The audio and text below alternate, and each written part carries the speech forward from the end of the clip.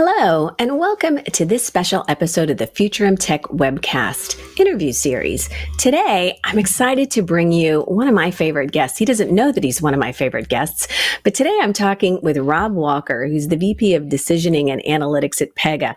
I call him the AI guy.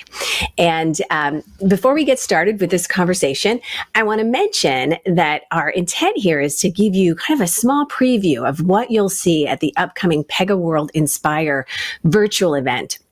That's being held on June 2nd from 9 a.m. to 11:30 a.m. Eastern Daylight Time. And I will include a registration link in the show notes. But I have attended this event in person over the course of the last 4 or 5 years. I always learn a lot. The team at Pega is amazing. And so I highly recommend you get that on your calendar. So with that aside, Rob, I've seen you present at Pega World over the course of the last few years. I'm an AI and data geek, so your presentation is normally one of my favorites. Today, one of the things that I want to explore with you is the role of AI in the pandemic, and I want to get some of your thoughts on responsible AI and what that looks like and how empathy and ethics come into play, all my most exciting things. So with that in mind, hi, Rob, welcome. It's great to have you.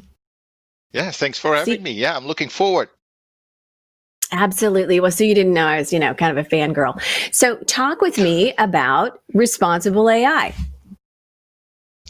Yeah, I think that's a topic, and yeah, you've heard me talk about it, obviously, but it's very dear to my heart. I've been into AI for a very long time. I'm not even going to admit on camera how long that is, but for quite a bit. And I think now with the proliferation of AI, right, and we are using this in it's driving billions of interactions with consumers and customers. So you have to be really careful with how AI is evolving, that the algorithms don't go rogue on you, all those horror stories. Everybody's worried about it, things like bias. So responsible AI is making sure that we avoid all of those things, and use it for all the stuff it's really good at. Yeah, and I think that just as to my way of thinking, just as we develop with a security first mindset when it comes to technology of any kind, I think we also lead with a responsible first mindset when it comes to AI, and I think that's a really great foundation, I think, upon which to build. So let's talk about a little bit about the role that AI can play. Obviously, we're navigating a pandemic the world over. What role can AI play in the pandemic for helping to improve customer experience? Yeah, and this ties right into responsible AI, right? So later we can maybe talk about what makes up responsible AI. But I think one of the things that is really important is that AI, and that's the role I feel it's playing right now. It's first of all, it's taking away a lot of sort of the pressure on staff, right? A lot of people are working from home, call centers are struggling, so digital channels become much more important, and digital channels are increasingly powered by AI. So I think that's a very big role. But it also goes to the responsibility, because things can go horribly wrong very fast, obviously, with some flavors of AI. But I think in this pandemic, what we're learning is that because the AI is learning from the interaction it has, right, that the company has with its customers, that a lot of it's adapting automatically, right? So it's not like we're in a pandemic. You shouldn't go through the normal motions, maybe of spamming people with particular offers, right? You want to be much more relevant, much more empathetic, right. And I think AI can help drive that, and is driving that very effectively. Yeah, that's very cool. So you mentioned empathy. I'm a comms major, so studying empathy is right up my alley. And so you mentioned a little bit about, we touched on empathy for just a second, but I also think that empathy plays a huge role here, and there are ways that technology powered by AI can help your customer service teams be more relevant in their interactions. And I know that I've seen your dashboards at prior events. You kind of have an empathy meter, an empathy setting, and I remember when I first heard about that, I was so excited because that really allows companies to sort of adjust the meter a little bit in terms of their interactions. Tell me a little bit about that. Yeah, no, we think that's really cool. And it's also because of the perception of AI, and I'm sure we don't share that, but you hear it a lot, that AI may be very clinical and cold and Right. making like very, rule-like decisions. That's not like what AI needs to be, right? And some of the things I was talking about is like if this AI, like in many of the cases we do, when it's sort of determining the next best action for a particular customer, then it's all Right. about what next and best is, right? So the best action should really take into account lots of empathetic considerations. Relevance is a big one, right? It's very weird. Right. Like if you were asking me a question and I start talking about baseball, there's just a mismatch, right? Right. And that relevance is just very normal to humans, but it's not like what a lot of companies do. So that's part of Right. empathy. But it's also, in many cases, trying to put yourself in the place of the customer, right? Do an analysis of what you think the customer actually needs. So if the customer is navigating the website and it's struggling, try to figure out what's the intent, right? Be relevant. Or if you're selling a financial product, like maybe a mortgage or a loan, can you make sure that even if the customer is eligible and even if it's relevant, so the customer is interested, right? Have you checked whether it's suitable as well, right? Are you selling into, a customer that you actually already know will not be able to pay the bill? Or Right. what, for instance, a big customer of ours is a large bank in Australia, Combank, the largest bank in Australia. They really built into this whole next best action the whole concept of hardship, right? So when they had like these horrible forest fires, for instance, they don't have to do anything, right? Their whole conversation engine based on AI immediately knows, okay, this is Shelly. She works or she lives close to, where we have these issues. This is really not the right time, to sell to her. This is the right time to tell her that, we have her back and don't worry about those kind of things right now. Right, that's empathetic stuff that I think plays really well into a crisis. But it's also something that not everyone understands. AI can actually do really well and do at scale. Right. Right. Well, and the really cool thing about when, exploring this conversation, as I know from, seeing this in the, talking with you all about this in the past, I mean, you can actually look at, an empathy setting that, for instance, this bank customer in Australia uses, and you can map cost savings, you can map increased revenues, you can map dollars, whether it's savings or incremental sales, not necessarily in the banking example that we used, but so it's kind of like, you don't need to take our word for it. We can show you really how turning up. And I always thought it was fascinating to think about conversations that you have with your leadership team. So what do we want our empathy setting to be? And in some instances we want it to be, a little cold. And in another instances we want it to be more lukewarm. And then in the case of a disaster, we want it to be much warmer. And so it really is interesting to me that you can kind of modify this level of AI and use technology to kind of help guide your response. But again, you don't have to. I mean, to me, I'm a data person. Right. So show me the numbers, show me how, it really makes an impact. And you can show the numbers, which I think is part of what makes this so exciting to me. So, That's no, go right ahead.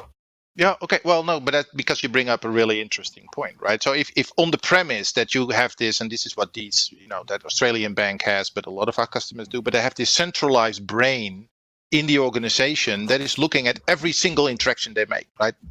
Tens or hundreds of millions a day. It's a lot, right?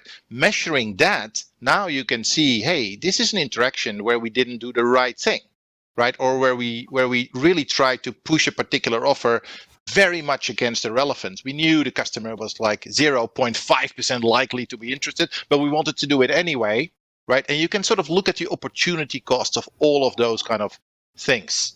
And then the Right. analysis, as you pointed out, shows very clearly that if you are having a little bit of a more long-term view of sort of, your customer relationship and don't want to Mhm. maximize it all in the moment, in the end, that's a lot more profitable. Yeah, yeah. And I think that, I had a conversation with your colleague, Jeff Nicholson, earlier, and, it really is, in times, I mean, all organizations are interested in efficiency and productivity and profitability. That's a given.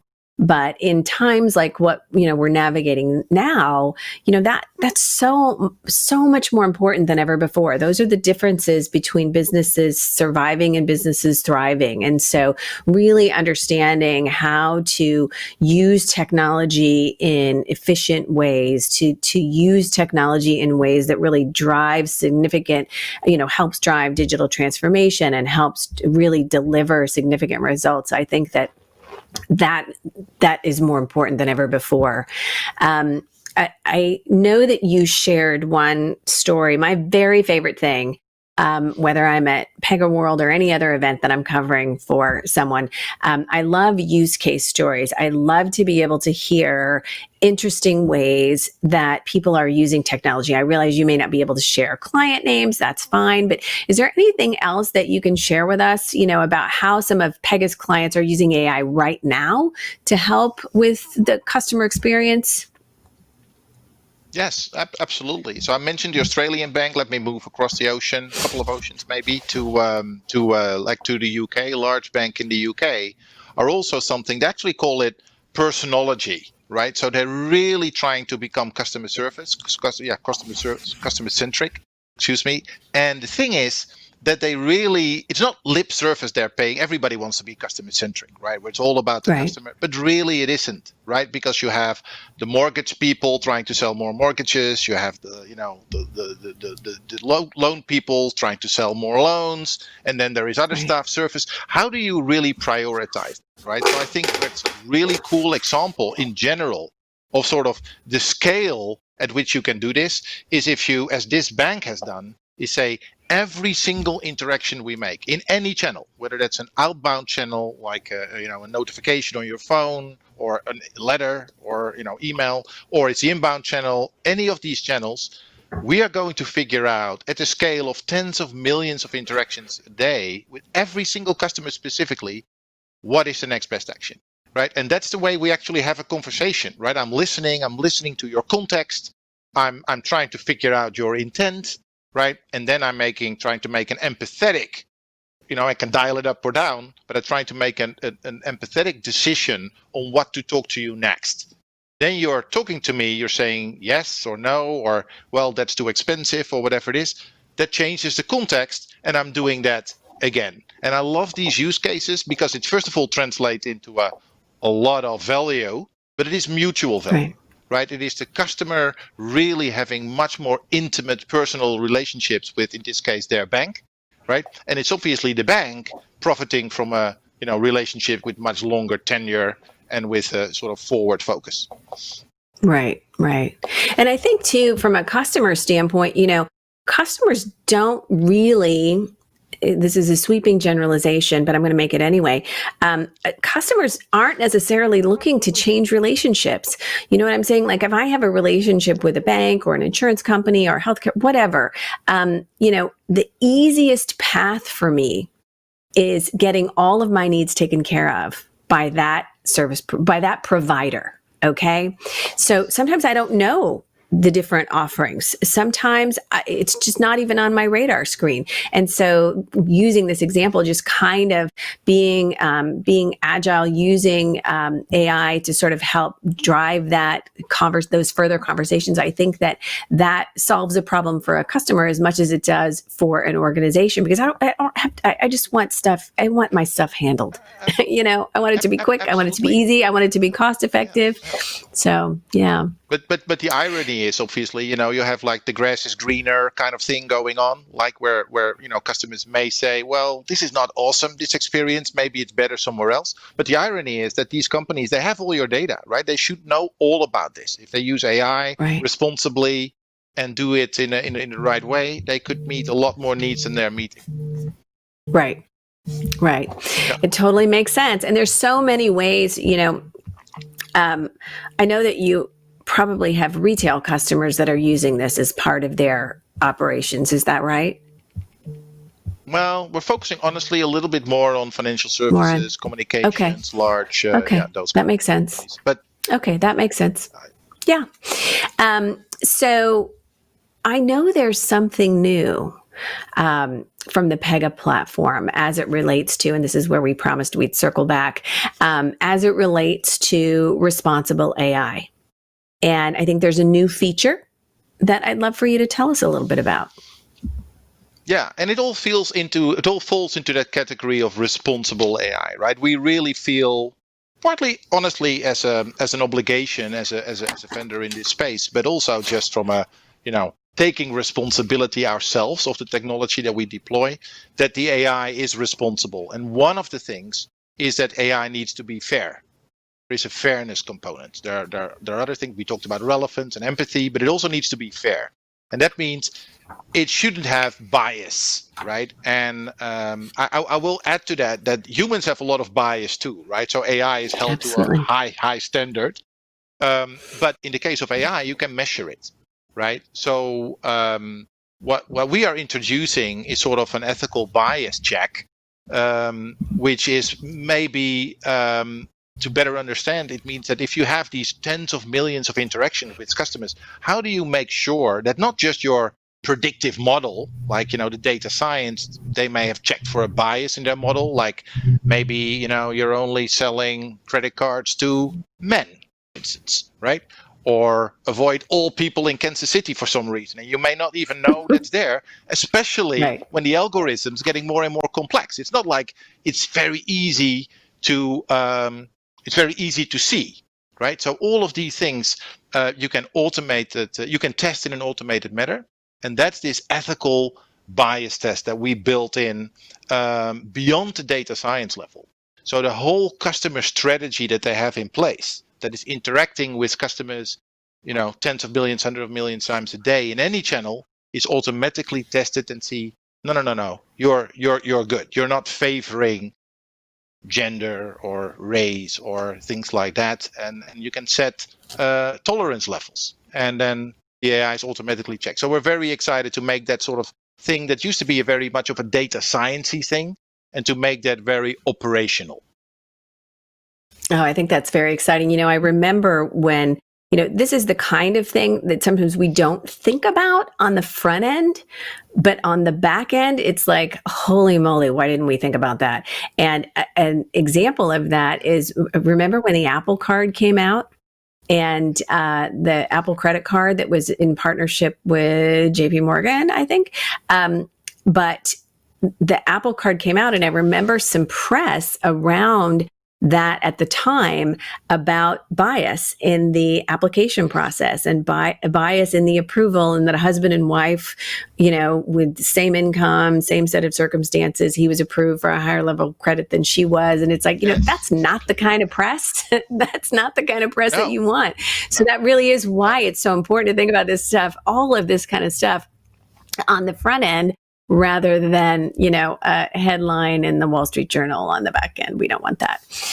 So, such a great conversation. I want to wrap this up, Rob, with, I want you to tempt us with, the most exciting preview, a tidbit of information, or something tantalizing that we can expect to see and hear from you and the team at Pega at the Pega World Inspire event. No pressure, but make it Yes. good. No. Yes. Well, okay. One of the things. So we talked about the sort of the ethical bias check, but that's sort of a boundary condition, right? Otherwise, you should really have your AI be responsible and things like that.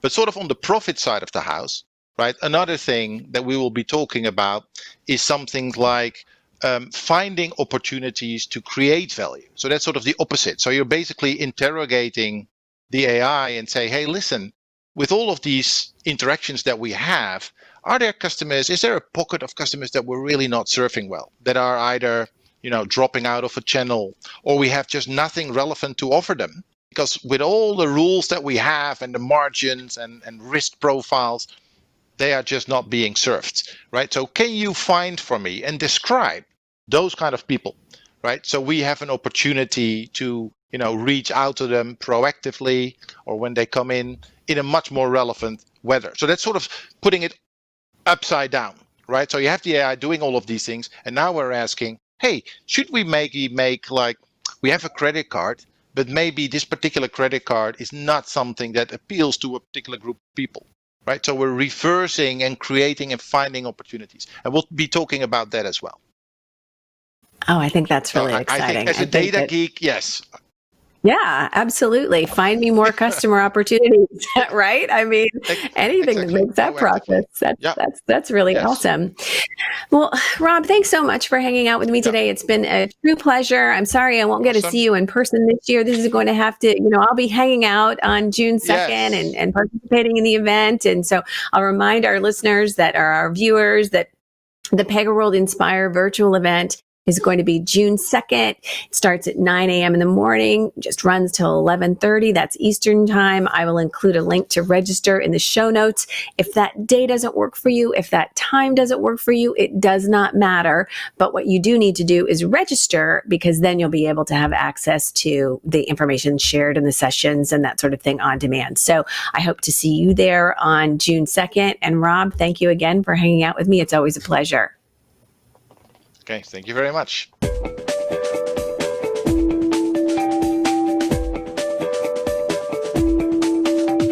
Thank you for joining us on this week's Futurum Tech Podcast, the interview series. Please be sure to subscribe to us on iTunes and stay with us each and every week as we bring more interviews and more shows from our weekly Futurum Tech Podcast.